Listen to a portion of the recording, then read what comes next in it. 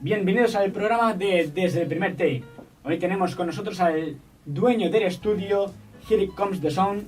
Bienvenido, Tony. Cuéntanos un poco, para meterte en la entrevista, un poco de ti.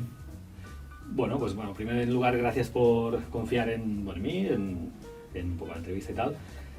Básicamente, yo empecé con el tema del sonido pues cuando empecé a tocar la guitarra, que fue a los 8 años.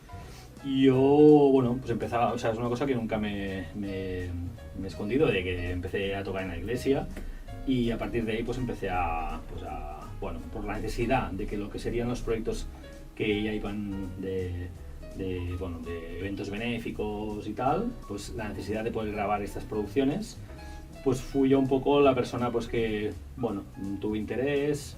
Luego a los 14 años, cuando ya tenía mi propio grupo, pues empecé a hacer mis propias canciones y mis propias producciones. Y luego, estudié pues la ingeniería de sonido, hice un posgrado en acústica, hice 2 másters y tal, pero siempre digo lo mismo, que en realidad estos estudios no me sirvieron sí que a lo mejor me sirvieron para despertar más interés, pero no fueron ni mucho menos finales para lo que estoy haciendo hoy en día, ¿no? Que estoy haciendo una cosa mucho más personal, del día a día, de la experiencia que tengo con los clientes, un poco más el trato humano, relaciones humanas, que es un poco lo que quiero, lo que creo más. Por lo que comentas, el estudio empezó siendo un estudio de música, pero a día de hoy abarca muchas más cosas, como doblajes, y también se han grabado aquí algún que otro podcast. ¿Cómo fueron los inicios de Here Comes the Sound? Porque yo lo conocí en otra localización, más pequeñito, más humilde, y ahora un estudio más grande, con varias salas. ¿Cómo ha sido el camino hasta aquí? Bueno, yo antiguamente, claro, había trabajado en otros estudios, ¿no? Incluso había colaborado en discos de Medusa Studio, donde es el Manu Guix, en La Nao, en varios estudios. Lo que pasa fue determinante para mí cuando fui a vivir a Japón. Entonces trabajé, pues como se trabaja ahí, ¿no? En varios estudios, en Nova Studios, en otros y tal. Y luego cuando volví, vine con la idea de hacer mi propio proyecto. Que entonces fue un proyecto que, como cuando empiezas a hacer una empresa, necesitas un plan de empresa. Entonces había en ese momento, en Barcelona Activa, que es un servicio, quizás era un poco polémico, pero es quizá de los pocos servicios que tiene útil lo que sería ayuntamiento y tal, que era el Creamedia, que era un proyecto que, daba herramientas para jóvenes emprendedores en general, porque de jóvenes allí tampoco hay mucha gente. Sí, al final la gente se recicla y hacen cosas nuevas, ¿no? Entonces no hace falta ser un recién salido de una facultad de empresa o algo así. Claro, al contrario, no. Claro. De hecho había gente de 40, 50, había gente que quería probar cosas, y entonces el Creamedia era básicamente, formaba personas dentro del mundo del audiovisual catalán. Y ahí habían salido empresas como Canadá, que son la gente que hace videoclips a Rosalía y gente así, ¿no? Entonces digamos que de 116 proyectos, uno de los 20 estaba yo, que era el proyecto de un poco el antiestudio, ¿no? Que es un poco como lo llamaba yo. Ya desde el primer inicio, cuando yo presenté el proyecto, porque es lo que había hecho también en Japón y tal, no solo lo planteaba como un estudio de música, porque para mí sí que es más del 50% un estudio musical, Here Comes the Sound, sino que también lo dirigía a todo lo que fuera grabable. Entonces esto también me ha llevado a hacer presentaciones de videoclips, me ha llevado a hacer podcasts, incluso ahora estamos haciendo uno de inteligencia económica. Hemos hecho cosas muy diversas en el estudio, hasta música en directo, como por ejemplo streamings. Creo que los estudios de grabación están en un momento que no podemos pensar como lo que era antiguamente, ¿no? Que era solo, venía el grupo, grababa, se iba y tal, con una mesa analógica grande y tal, sino que todo el tema técnico ha cambiado de tal manera que también afecta a la música mucho, ¿no? Entonces, a mí realmente los cambios nunca me han asustado, sí que obviamente te generan adrenalina, ¿no? Para estar ahí, ¿no? Pero vamos sumando, que es lo importante. El estudio, Here Comes the Sound en sí, ¿por cuántas localizaciones ha pasado? ¿A qué te refieres? El de... Vale. O sea, como local solo en 2, en Casanova y en Villa Laietana.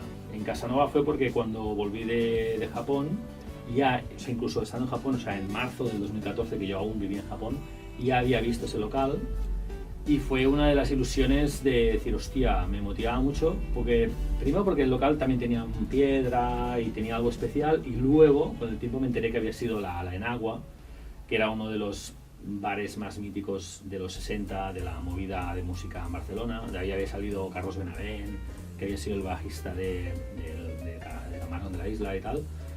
Entonces, claro, era un local mítico que también me hacía mucha ilusión que volviera a ser musical. De todas maneras, el problema de Barcelona en general es que los locales lo tienen muchas veces inversores o inmobiliarias o gente que lo que hace es especular, ¿no? Entonces ese fue un caso muy claro. De hecho, en ese mismo local había pasado las 3 primeras ediciones de Operación Triunfo. O sea, ahí había estado el Bisbal, la Rosa de España, todo este rollo. O sea, habían estado ahí. Ya había sido un estudio, lo que pasa es que se quemó. Y entonces, bueno, luego vine yo, lo remodelé otra vez de cero porque no había ni un enchufe. Y luego vino la oportunidad, desde 2018 yo ya llevaba negociando con la persona, bueno, con el dueño del local de donde estoy ahora, aquí en Vila Laietana.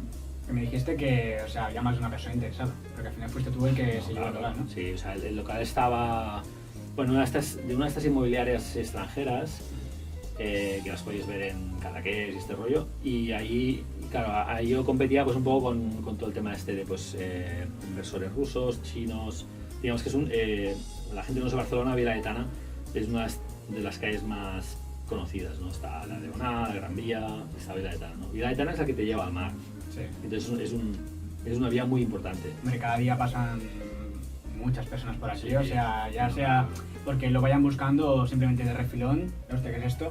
Ya te llama bueno, a es que informarte si estás buscando con estudios. Vila Laietana, o sea, se creó por necesidad en Barcelona a nivel histórico. O sea, a nivel histórico Vila Laietana había casas, lo que era la Barcelona de verdad. Lo que pasa es que se hizo ese espacio para poder abrir Barcelona al mar. Aparte de ser el dueño del estudio, también eres técnico de sonido.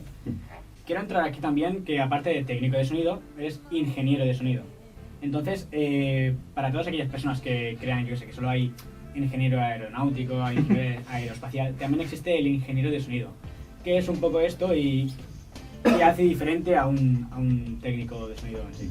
Es complicado contestar esto porque yo soy una persona que no he creído mucho en los papeles, es decir, en los títulos, pero creo que es interesante, o sea, yo para mí cuando hablo de ingeniería de sonido es, por ejemplo, como hoy que tenía una producción que tenía que grabar gente que no se conocía entre ellos o sí se conocían entre ellos y que pudiéramos hacer una toma individual y que estuvieran cómodos.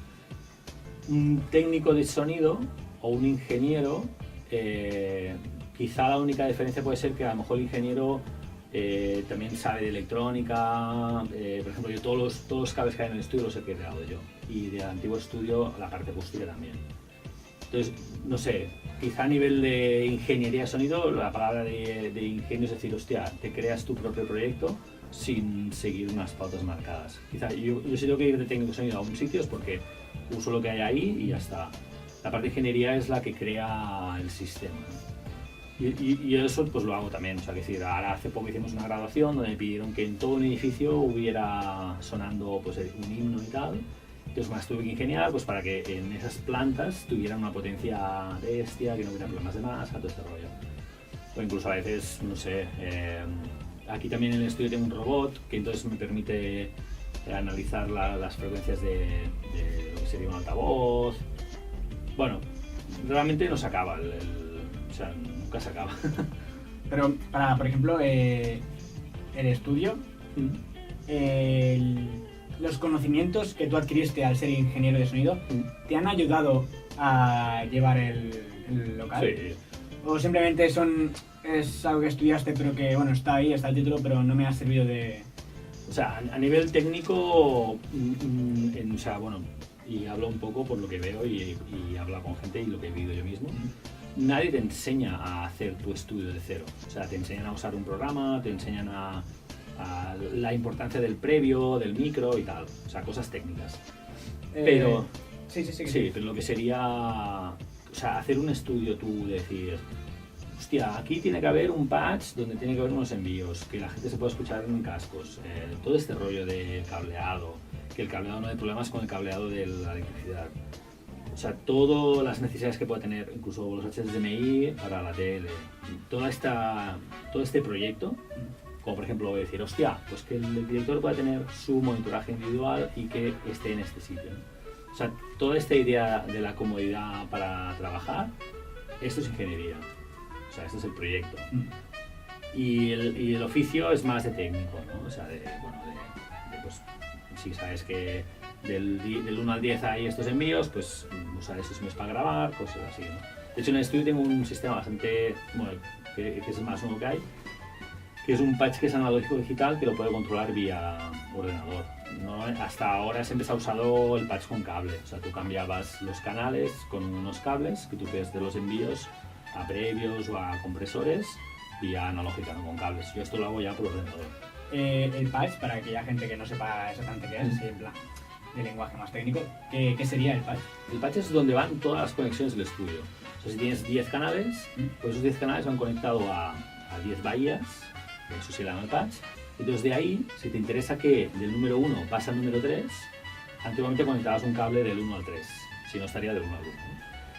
Entonces, esto antiguamente se hacía con cable. Como todo lo analógico, está muy guay, está muy bonito, bla, bla, bla, pero a nivel funcional, a medida de ir tocándolo, se va fastidiando. Y aparte puedes tener problemas de masa o problemas de que cada vez pues, se da la conexión y hace ruido, ¿no? En cambio, el sistema que tengo yo, al no tocarlo y al ir por una conexión que se llama DB25, que por cada cable paralelo van 8 canales, hostia, una vez lo conectas ya no tocas nada más. Entonces es mucho más difícil que ese cable se dañe. Se puede dañar, pero bueno, es más difícil. Claro, a la hora de tener un estudio tienes que saber mucho sobre el tema de micros, compresores, que por ejemplo, sí. Aquí entramos en el tema de cuál es tu compresor que más te gusta, el que más usas, ya sea por funcionalidad o porque simplemente lo llevas usando desde mucho tiempo y es el que más te gusta. ¿Cuál sería el compresor que más usas? El que más uso para voces sería el Slate Dragon, que es una mejora de un clásico de los estudios, que era el 1176, de la marca Universal Audio, ahora, pero antiguamente ya había sido la marca Urey.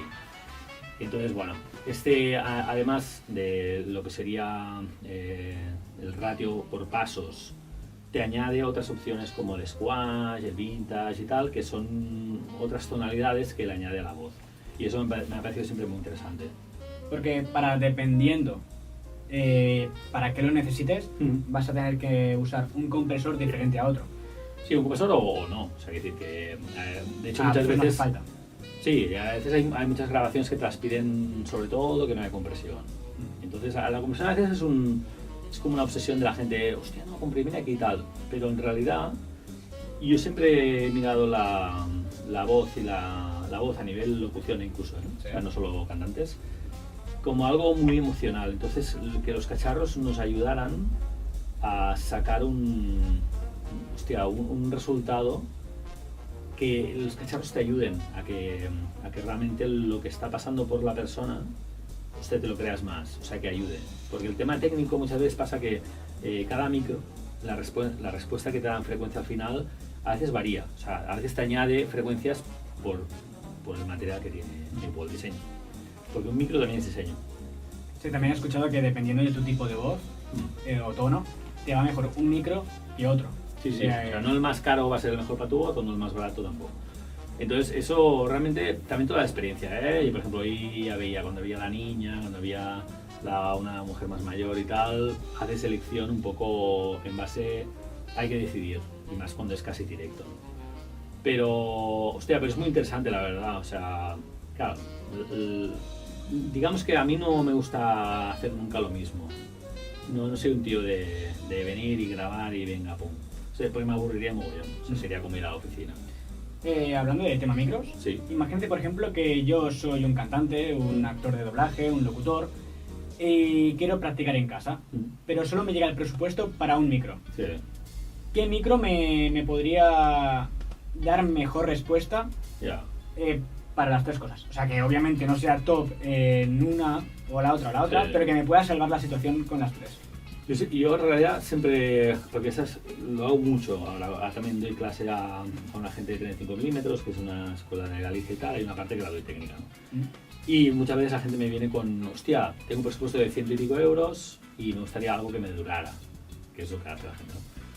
Y yo siempre llego a la reflexión de que si es para una casa, donde vas a grabar en una habitación que a lo mejor no está completamente súper sonorizada, todo ese rollo, realmente te va a ir mejor un micro dinámico. También en el sentido de que si luego tú vas a hacer algo de directo, ese micro te va a servir también. Con lo cual siempre aconsejo decir el SM57, que es un micro que no llega a los 100 euros, es súper robusto, se te cae al suelo y tal, no pasa nada, pero es un micro que hasta vas a poder grabar instrumentos musicales a nivel profesional. Vale, entrando en aquí los distintos tipos de micro, explica un poco qué tipos de micro hay y para qué sirve cada cosa. Vale. Bueno, aquí tendríamos una hora tranquilamente, pero para ir rápido, sin contar los micros de lavalier, ni los de piezoeléctrico y todos estos que son más relacionados a instrumentos, lo que queríais saber seguramente de voz, que sería el dinámico y el condensador. Los dinámicos, al fin y al cabo, la única diferencia son el diseño y la tecnología. El condensador necesita una alimentación que a día de hoy, ya hacía bastantes años, es una cosa que se llama la Phantom. ¿Por qué digo hace unos años? Porque es que en los 60 la Phantom la daban las fuentes de alimentación propias de los micros. Entonces, digamos que ese micro está expuesto a voltajes de 100 o más voltios, ¿no? En cambio, hoy en día son 48 voltios, que es más estándar. Y ahora, dejando un poco apartado el tema de técnico e ingeniero de sonido, entrando más al tema de dueño de estudio, sí. ¿Cuáles son las ventajas que tiene este estudio? Que tú dices, este estudio es especial por esto y esto. A lo mejor por el producto, por las salas que tiene. Porque, yo qué sé, si yo soy un cantante o un músico, digo, voy a ir a Jericam Sound. Ya. Es una súper buena pregunta. Y cuando haces una empresa siempre se dice que tienes que copiar a los que realmente les ha funcionado la idea, ¿no? Como por ejemplo a gente que, no sé, tema de informática, pues copia a Microsoft, ¿no? O no sé, cosas así. Hostia, y yo en realidad he hecho totalmente al revés. O sea, realmente he hecho un estudio, el anteestudio, que en realidad nunca he priorizado tener una mesa de mezclas grande a vista, a pesar de que si la gente, por ejemplo, las personas que venían hoy sí que sabían del tema, entonces claro, ven los racks con todos los canales, que tengo canales de EMI, de Abbey Road, de los Manley, o sea, hay material muy bestia. Y los tengo en los laterales, que no están a la vista a nivel visual, porque como estamos en el mundo digital, quieras que no, se graba en un ordenador. Entonces, sí que creo que venir a Here Comes the Sound es venir a un sitio que a lo mejor no es tan fashion, o sí, porque tienes una colección de los Beatles que no hay en ningún lado, como por ejemplo ver una piedra del Cover Club, cosas muy míticas.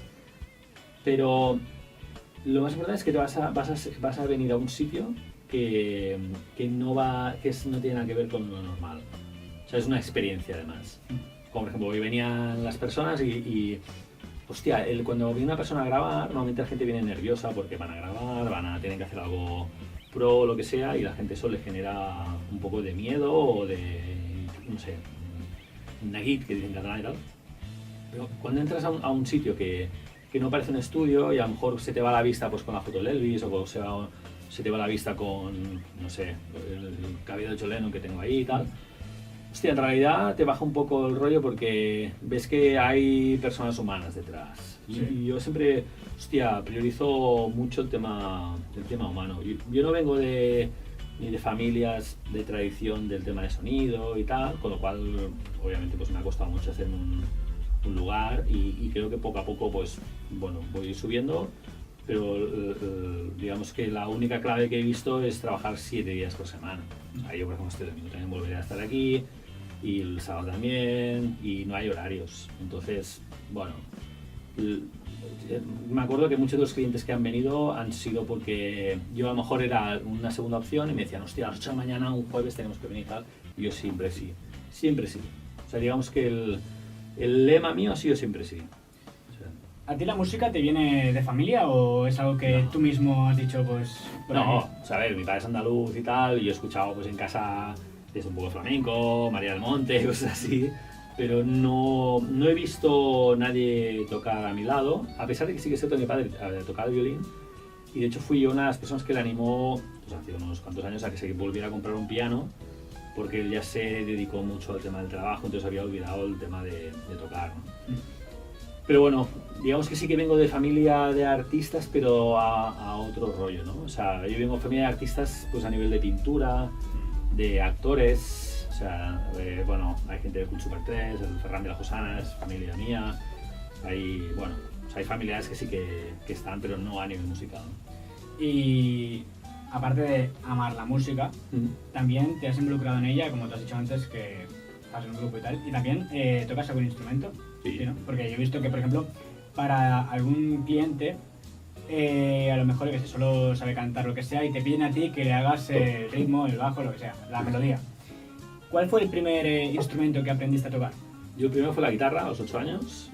Y bueno, o sea, el primero fue cantando en coral, coral de la iglesia, y luego la guitarra. Y luego la necesidad de tener que enseñar los ritmos al batería, pues fui yo el que fue sacando los ritmos y tal. Y en realidad de batería nunca he recibido clases, pero sí que he sido una persona que me ha encantado. Y tengo batería en casa, electrónica y tal. Bueno, aquí hay en estudio hay dos. Y de cajas hay un mogollón. Es que realmente la batería es el más difícil, ¿no? O sea, de grabar. O sea, a mí también es el que más me gusta. Bien, sabes que muchas veces te da detrás con... ¿Puedo tocar? La batería? ¿Me dejaste la batería? Sí. Porque yo en casa, por ejemplo, tengo una eléctrica, pero claro, no es lo mismo. No. Y, por ejemplo, los platillos no me van solo el hi-hat, entonces... Claro, el feeling es otro rollo. Sí. Sí, el tema notarlo acústico. ahí, verte delante de la batería acústica, no una eléctrica, pues te cambia mucho el rollo. Y también a la hora de, yo qué sé, estar tocando el bombo, lo que sea, y que te escriba tu vecino y te diga, oye, ¿puedes dejar de tocar la batería que quiero dormir? Son las 5 de la tarde, estoy haciendo en la misdiada, Más suerte, tío. Sí. No, claro, o sea, el tema eléctrico está bien para probar lo que llaman las paradiles y todo este rollo. Pero, hostia, yo también me voy a tener un estudio por eso, por los momentos que a lo mejor no hay nadie, decir, hostia, o pongo la guitarra, o pongo la batería, o lo que sea, o incluso me pasa, y produzco a cantantes o a músicos que me piden la batería, y hostia, disfruto mogollón, porque digamos que creo de cero mi idea de lo que sería para esa canción, ¿no? Y eso es un reto que me encanta, o sea, aparte de probar a ver cosas totalmente distintas y que la persona me diga, hostia, pues mira, no lo había pensado, pero me mola. Y eso es guay, sí. A la hora de un músico, por ejemplo, venir al estudio y querer practicar con la batería o guitarras, no sé, tú tienes guitarras aquí, unas cuantas, pero no sé si ellos se traen sus propias guitarras o a veces también usan estas. Pues normalmente la gente trae guitarras. Es como el tema de los zapatos, o sea, no es lo mismo zapatos de montaña que las chanclas de ir al mar, pero todos te sirven para andar, ¿no? Con las guitarras pasa un poco lo mismo. Hay unas son más pesadas, el tipo de cuerdas incluso, el tipo de pastillas son simples, son humbuckers, ¿no? Las dobles y tal, o las activas, o sea, todos tienen una señal muy diferente, todas las guitarras son muy diferentes. Entonces, yo por eso flipo muchas veces en guitarristas de sesión o tal, que toquen la guitarra que toquen suenan igual, ¿no? Que quizá por eso están tocando más en orquestas y tal, o sea, no quiero meterme ni en... Pero esto, ¿lo ves como algo bueno o algo malo? Hostia, yo que la gente tenga un sonido tan estándar lo veo malo. Malo. Sí, o sea, porque entonces no le veo personalidad. O sea, yo qué sé, si tocas, como te he dicho, diferentes guitarras y que no le veas el matiz que le da cada guitarra, que quede todo igual de plano, por así decirlo. Sí. Para eso toca una y ya está, ¿no? Sí, o sea, donde más voy es... a veces pasa que la gente que tiene muchos estudios en guitarra y tal, tocan súper pulidos y súper rápido y súper lo que quieras, pero es que son clones de todos, o sea, es decir, hay la ristra de muy iguales. Pero luego ves a un punky que tiene actitud y le mete hostias y toca de una manera que a lo mejor a la escuela le dirían, uy, no. Pero ese tiene algo que no tiene otro, ¿no? Que tiene ese sonido, ¿no? Esta pregunta no la tenía apuntada, pero por ejemplo, a la hora de escuchar un solo de guitarra, por ejemplo, entrando más en guitarra, ¿te gusta más ver una melodía limpia, un punteo limpio, o cuando van arrastrando, que lo hacen aposta, ¿qué prefieres? ¿Que quede más limpio, más neto o ver lo que sea, a lo mejor con más pasión, pues Ya. puedes Vale, tener algún sí. fallo o Sí. que lo hagas aposta? Sí. O sea, que haya fallos, pero que tenga feeling, para mí eso es de puta madre.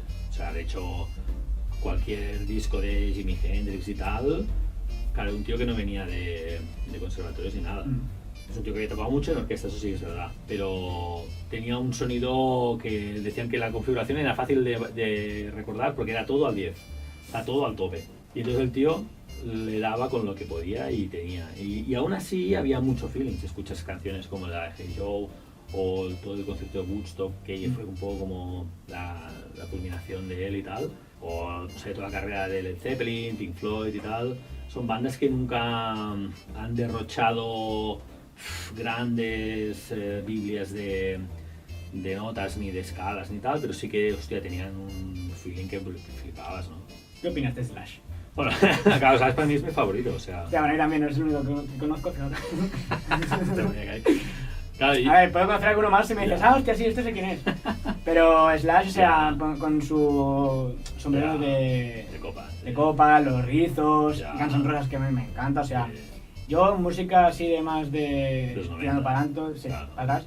No me toca tanto, pero yo Ya. qué sé, ya sea por hermano o por familia, sé que me gustan de Bon Jovi, de Ah, Guns ¿sí? N' Roses, Joder. y a lo mejor no tan antiguas, pero de grupos más o menos similares, Green Day y Ya. cosas así, de batería, de guitarra, no como ahora que hay música electrónica, o sea, Ya. es todo... te ponen la Sí, son percusión samples. abajo Sí. y ya está, o sea... Ya. No tienes el instrumento en sí, que yo muchas veces estoy escuchando una canción, y a mí que me encanta la batería, pues me pongo así como a hacer el... Bueno, me invento el ritmo, obviamente. Y claro, o sea, por ejemplo, el escuchar cuando le dan al platillo Sí. y suena también el bombo, Ah, claro, vale. yo así, yo al principio me quedaba todo loco, porque digo, hostia, pues es el platillo, que suena como... ¿Cómo suena el bombo también? ¿Te han definido? Claro, después ya te das cuenta que le dan a la vez y todo Sí. eso, pero son sonidos que llegan. O sea, que Sí, tú, yo que sí, sé, sí, sí. boom, boom, boom, y si pones a tope, no como otras canciones más electrónicas Bueno, ya. que tiran Ya más sé por dónde vas, ¿eh? O sea, por es que las canciones de ahora, por ejemplo, tiran más al bailar que no al disfrutar la canción en sí. Sí, sí, es como que ¿Sabes? la gente dice y critica mucho el de Viqueta o el Armin van Buuren, toda esta gente. En realidad, yo del tecno bien A mí el de currado- Viqueta me gusta. Sí, sí, por eso, o sea, que esta peña han pillado gente muy buena. Mm. Pero es que es otro estilo de movida. O sea, yo, por ejemplo, volviendo al tema de los Guns N' Roses, claro, yo crecí, o sea, cuando yo tenía 10 años, Guns N' Roses vino a tocar el Estadio Olympic y obviamente no me dejaron ir y tal. Yo tocaba las canciones de Guns N' Roses con la guitarra española. Que yo viví el tema de, hostia, Nirvana, Kurt Cobain estaba vivo, Soundgarden, Pearl Jam, Alice in Chains. O sea, claro, yo vengo de esa época del grunge, pero es lo que he vivido. Y entonces, claro, hostia, la figura de alguien como Slash, que era un poco la herencia de Led Zeppelin, de David Gilmour, de Pink Floyd y tal, digamos que ese tío también estuvo en un momento impresionante, ¿no? Porque después de ahí, Guitar Heroes tampoco ha habido ya... Bueno, de hecho no te sabría ni Gran decir. juego, Claro, ¿ves? Por ejemplo, él era de la cara, ¿no? Pero es fuerte porque antes sí que había, pues a lo mejor, el Aerosmith, pero claro, es anterior. Vale, ahora vamos a acabar así con las preguntas y después, que no lo tenía pensado realmente, pero es una sección que hago con actores y tal, Sí, y te voy a pedir que me hagas tu top sí.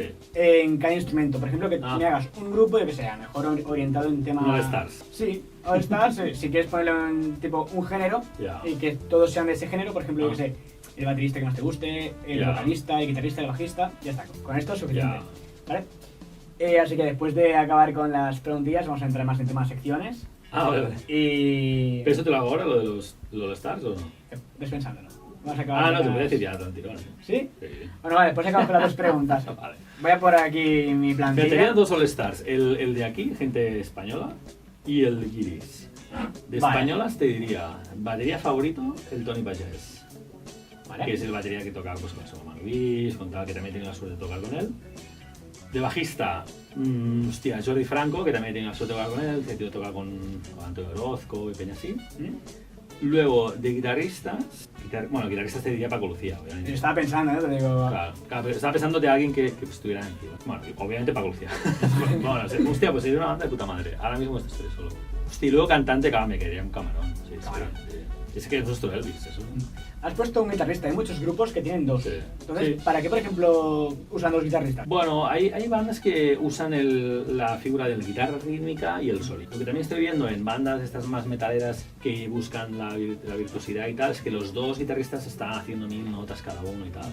A lo mejor uno se centra más en el punteo y otro en el fregado. Sí, o sea, es decir, cuando es rítmica y tal, sí. Pero las nuevas bandas estas que van todas haciendo las terceras, o sea, las armonías entre los dos, a mí, o sea, que cuando empezó Dream Theater y todo este rollo, que joder, yo también viví esa época, a mí me gustaba mucho. Que entonces Dream Theater lo hacía lo mismo, pero con el teclista. O sea, teclista y guitarrista haciendo 1000 notas. Y ahora hay muchas bandas que son dos guitarristas haciendo 1000 notas, y ahora ya veo que, hostia, se han estancado. Yo había escuchado una banda y pensaba, es que no sé cuál que es, porque todas suenan iguales. Y aparte todo es tan comprimido, tan digital, que dices, tío, no. Con un poco de... Sí, bueno, tú no sé, pero o sea, a nivel guitarra me parece súper crudo ahí. O sea, no. No te llega. Sí, no me dice nada, porque ya lo he escuchado antes, eso no. Y ahora pasando con el Dream Team de los Guiris.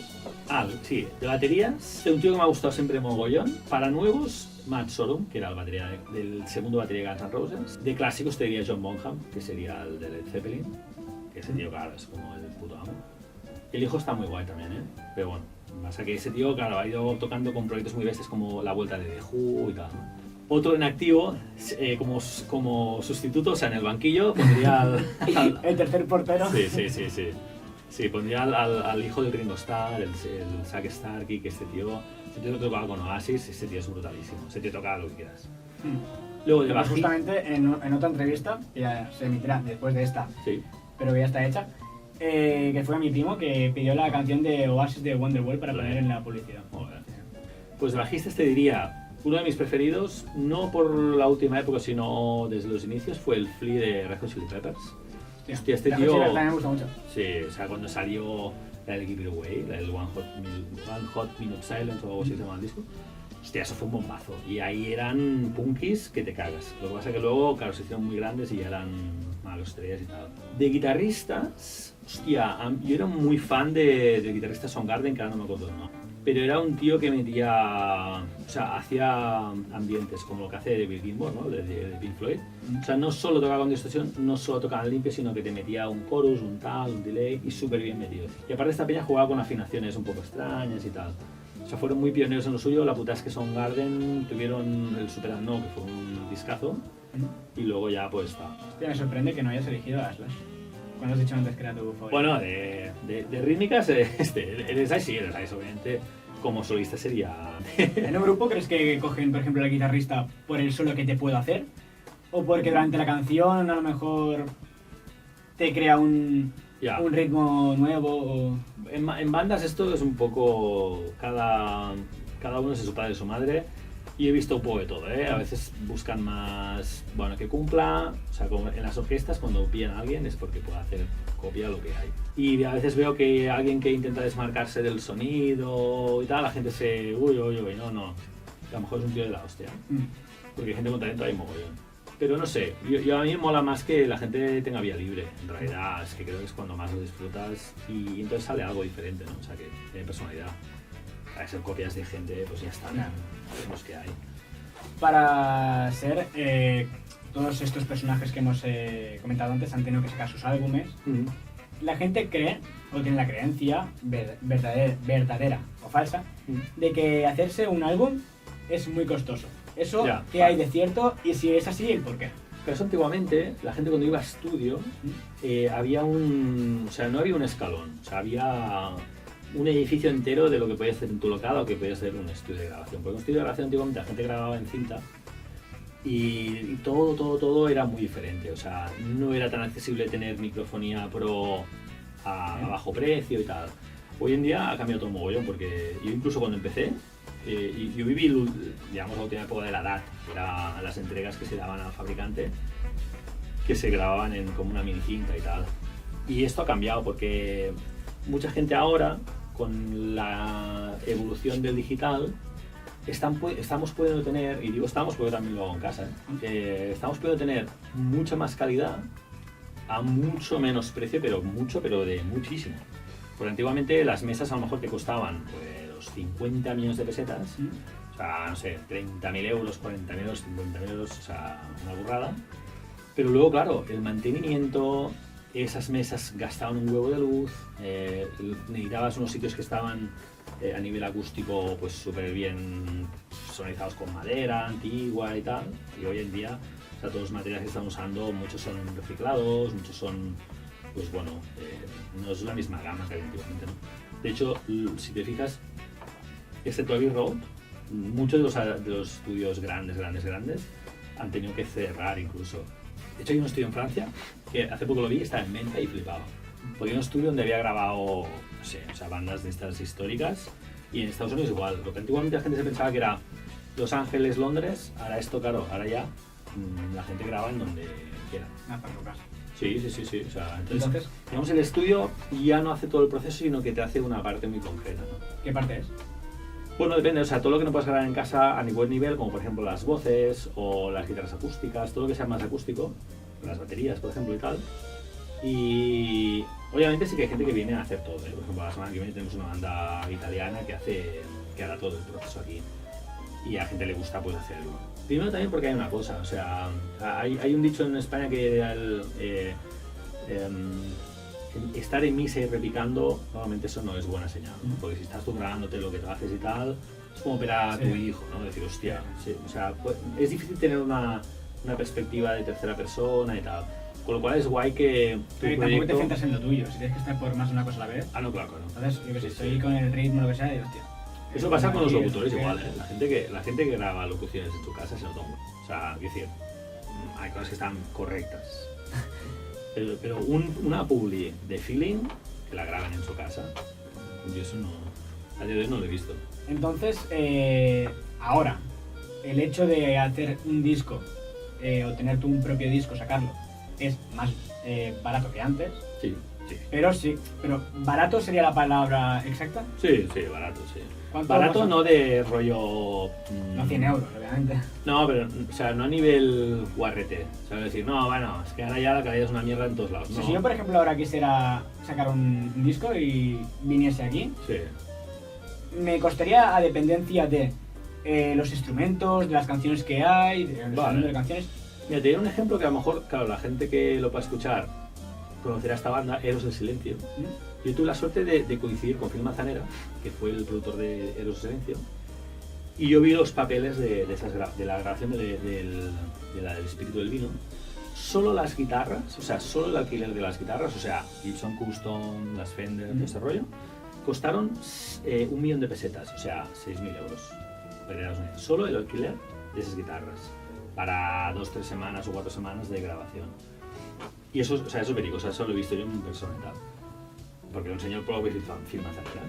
Y luego lo que costaba estar en estudio, que normalmente, antiguamente, cuando ibas a estudio, pues a lo mejor te podía costar el día, pues a lo mejor esto, unos 1.000, 1.500 euros, una cosa así. Entonces, claro, vas sumando los días.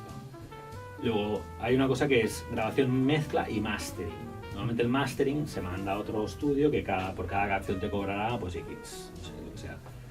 Lo que pasa hoy en día a nivel digital es que cuando tú grabas todos los instrumentos y vas a hacer la mezcla, obviamente también tiene su dificultad y se hace pues de manera digital, o sea, no se hace con cortes ni un proceso analógico de cinta, que eso siempre era más artesano antiguamente, ¿no? Requería mucho más tiempo también. Y también requería de que, por ejemplo, si tenías la mesa con un setup para grabación analógica, eso se quedaba hasta el día siguiente y le ponían mantas, o sea, que para que nadie tocara ni un fado. Porque imagínate que ya es el día siguiente y ya que te toca algo, ya la mezcla que habías hecho se ya ha ido por culo. Hoy en día esto no pasa, cuando tú grabas el proyecto en digital, apagas el programa, te vas, viene el día siguiente otro tío, hace otro proyecto diferente, lo toca todo y no pasa nada, por decir que se guardan los parámetros. Eso en la radio pasa, que ahí la gente va tocando las cosas y después no ve cómo están. Claro, porque ahí a lo mejor tenéis unas mesas analógicas aún, pero el digital esto ya no pasa. Entonces, digamos que por canción te puede estar costando en un estudio de calidad, o sea, un estudio que puedas tener, gamas altas, por ejemplo, como aquí, que tenemos micros de esto, Neumann, el U67, el original, que son unos 15.000 euros de micro, previos de Manley, que valen unos 5.000, 6.000 euros, previos de Chandler, que son de Abbey Road, que valen unos 4.000 euros. de NIF, que va en unos 3.000 euros, no sé, hay mucha gama alta.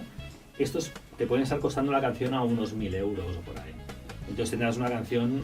Bueno, pues, Vale. Ahora te puedo hacer dos últimas preguntas, faltan unos 10 minutillos para acabar la entrevista. Vale. Las dos últimas preguntas o pasar a las secciones y si da tiempo, ir a las preguntas. Vale. Son preguntas larguillas, o sea, de respuesta creo que larga, Vale. pero sí que vamos a pasar a alguna sección y Sí. después ya si eso volvemos a las preguntas si da tiempo. El nombre de esta sección se llama ¿De qué canción es esta frase? Vale. O párrafo. La primera. Todos estos lugares tuvieron sus momentos con amantes y amigos. Todavía puede recordar, algunos están muertos y otros viven. En mi ¿Celtas vida- cortos? ¿Eh? ¿Celtas cortos? No. ¿Amaral? Hostia, pues nada, no sé. Es en inglés. Ah, en inglés. Se, Pensaba que era la del 20 de abril de... te lo he traducido, las tres están, son inglesas, traducidas en español, Hostia, para vale. fastidiar, básicamente. A ver, otra vez.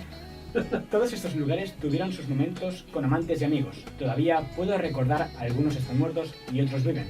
En mi vida los he amado a todos. ¿Viste la de Lennon? La de There's a Place, I Remember, de The Beatles. Es de Beatles. Vale. La canción es In My Life. In My Life, sí, es eso. Vale. Que también hizo una versión los Pets. Vamos con la siguiente. Esta más facilita. De pronto, no soy ni la mitad del hombre que solía ser. Hay una sombra que se cierne sobre mí. O, de pronto, llegó el ayer. Esa también de inglés a español, ¿eh? Sí, todas. Wow, bueno, no sé, tío. Quédate. Si lo dices en inglés seguro que sí, pero O sea, has acertado la primera, que es más difícil que la segunda. De pronto, no soy ni la mitad de hombre que solía ser. Hay una sombra que se cierne sobre mí. Oh, de pronto, llegó el yesterday. Ah. Yesterday. La canción más covers de la historia, ¿eh? Más de 3.000 covers oficiales. Y por último, pero un premio menos importante, cariño mío, siento que el hielo se está lentamente derritiendo. Cariño mío, parece que han pasado años desde que ha estado claro. Canción de 1969, Ah, de los Beatles. Pues si Claro. te das cuenta, son las tres de los Beatles. ya. O sea, Here Comes the Sun, igual o qué. Here Comes the Sun, obviamente no podíamos evitar esta canción, ya que el nombre, Sí, sí. no has comentado, Es un guiñazo. has hecho su cameo en el... Sí, no, hombre. En el programa no podía faltar esta canción, obviamente el nombre de Here Comes the Sun viene de esta canción, que es un nombre original, y obviamente, o sea, hablando de canción y tal, o sea, la tenía que poner sí o sí. Si Está no... Vamos a pasar con la siguiente sección, que se llama Año de la canción, ahora sí, ahora, Hostia, vale. ¿vale? Hemos hablado de algún grupo. La primera es Sweet Child of Mine, Vale, año, ¿eh? año. O sea, te diría que es un del disco de la Appetite for Destruction, que no estoy seguro si es del 87, 88... Ya. 87, ¿eh? 87, Vale, o sea, a la primera. Vale. TNT, de ACDC. Ah, sí, hostia, TNT. Buah, este es del 85... Más o tarde. menos. ¿86? No, del 75. Hostia, más o menos no, coño. El 5, no, pero digo, el 5 está, o sea... El tío está claro. Te has En equivocado 1900 en la también. decena, la unidad estaba bien. Vale. It's My Life, de Bon Jovi. Hostia, it's my life. Como ves, estoy Ah, usando sí, canciones que vale. creo que te pueden gustar o que pues, Sí. tienes conocimiento. No te voy a Sí. poner aquí alguna de reggaetón, creo que no te gusta. No, de hecho no he podido grabar nunca reggaetón, pero no por mí, sino por ¿De qué? la gente, que nunca he podido grabar reggaetón, Ah. pero por la gente. O sea que sí me ha hecho muy impresentable. It's My Life del 90 y algo, 93... ¿No? ¿85? No. Del 2000. Ah, 2003, claro. Es la más reciente que tengo, Vale. así que ya tienes una Vale. aproximación de que la siguiente no es del 2000 Que no la para caigo, adelante. Que hay una película con este título llamada Bohemian Rhapsody, Hostia. de las reinas de Queens. Claro, Bohemian Rhapsody yo creo que es de 87, puede ser. Antes. 85... 75. Ah, Del mismo año que TNT. Salieron en el mismo año. Hostia, imagínate, es que los 70 decían que era una hostia. Sí. Qué heavy, tío. Vale, ahora te voy a hacer unas preguntas que van a ser de sí o no, ¿vale? Así Vale. más tipo rápida, más preguntas Zodiac. No ha acabado, pero ya te lo pregunto. ¿Te está gustando la entrevista? Sí. Perfecto, hombre. ¿Dices mentiras a menudo? No. Esto puede ser una mentira. Cuidado. No, pero es verdad, o sea, también a nivel como persona, tío, nunca, ya no solo por a nivel religión, sino, hostia, creo que no es persona, tío. O sea, es mejor decir verdad siempre. A la cara. Sí, ¿Eres sincero con la gente? sí, ¿100%? sí. Y eso no me ha llevado a tener muchos amigos, pero los que tengo Pero son fieles. es mejor pocos. Sí. Y amigos de verdad, que no, yo que sé, Sí, sobre 10 todo... amigos, 30, Sí, que y sobre todo el tiempo luego... realmente no está ninguno. Claro, nunca nadie puede decirte, es que me engañó, me dijo tal, no. O a lo mejor yo que sé, quieres quedar con alguno y dices que no tengo tiempo, que no sé qué. Un amigo de verdad Sí. que dice, bueno, a lo mejor el día de mañana tengo un hueco o yo que sé, ¿sabes? Sí, te dicen que sí, pero luego vamos. ¿Crees que el hombre realmente llegó a la luna? Sí, ¿Dejarás volver a tocar la guitarra? sí. O sea, la guitarra no la batería. A ver, a quitárselo, ¿eh? Bueno, la siguiente, ¿me dejas volver a tocar la batería? Sí, vamos, sí, tío. Perfecto, esta iba a Marababa. Esto me quede grabado. Entre las cuerdas, ¿hay algún proyecto que no te haya gustado el resultado final y lo hayas tenido que enviar? Sí, o sea, Producto audiovisual, ¿no? Que alguien como Sí. cantante o tal, que bueno, estuvo canción, pero producto que el cliente ha venido aquí a ti, sí. O sea, no es que no me haya gustado, o sea, realmente todo me puede gustar. mejorable. Siempre creo que todo es mejorable, por lo cual siempre el tema deadline es súper importante, porque siempre estaríamos cambiando, remezclando, retocando, reescuchando. Y a veces está bien decir, hasta aquí. Y siempre pienso, cuando fui de Japón, yo trabajaba con una gente de los estudios Red Cima, que me regalaba una camiseta que en japonés el kanji ponía Majime, que significa persona responsable, porque me veían como alguien súper metido y tal. Y el significado en chino, y me dijo el tío, dice, hostia, en japonés te pegaba mucho porque es un tío como muy tal. Dice, pero en chino el significado también es que tu mejor obra aún está por llegar. Y siempre pienso un poco esto, decir, hostia, Eso sí voy dice mucho, sumando. ¿eh? Sí, la verdad que Porque- tengo mucha ilusión en seguir sumando y que lo bueno ya llegará. O sea, Hombre, esto en verdad tiene sentido porque realmente siempre vas aprendiendo, o sea, Sí, sí, siempre sí, hay sí. una proyección, Total. o al menos debería haberla, si todo va bien. sí. Días Eh, mejor y otros peor. ¿Eh? Días mejor y otros que dices... Sí, bueno, hay que... Pero bueno, si has decaído, a lo mejor ya has llegado al máximo que podías dar y ya pues Sí. eso te falta caer. No, claro. Vale, ahora sí preguntas rápidas. Tony en una palabra. Hostia. Hostia, perfecto. Te dejo Pues otra. sí, pues digo hostia cada día y 1000 veces. En una palabra. Sí, sí, Vale, pues hostia. Tony, hostia. ¿Edad al revés? Hostia. ¿Veis cómo Perfecto. digo mucho? Es como digo mucho. ¿Qué opinas de Yoko Ono? Una palabra. Histórica. Sí. ¿Lo que más te gusta del país nipón? J-Rock. ¿Quién? J-Rock, o sea, la música japonesa. Ah, vale. Claro, es más conocido. Es una palabra, Más conocido, pero el K-pop sí que lo he escuchado K-pop más es que el coreano. J. Sí, ¿eh? Capo es coreano. Ya, por eso que como Vale, se escucha vale. más. ¿Comida española o japonesa? Las dos. Elige una. Hostia, no sabría decirte, tío. Las dos. Aquí hay muchos españoles que están con la paella tirándola por la ventana. Sí, ¡Comida no. española!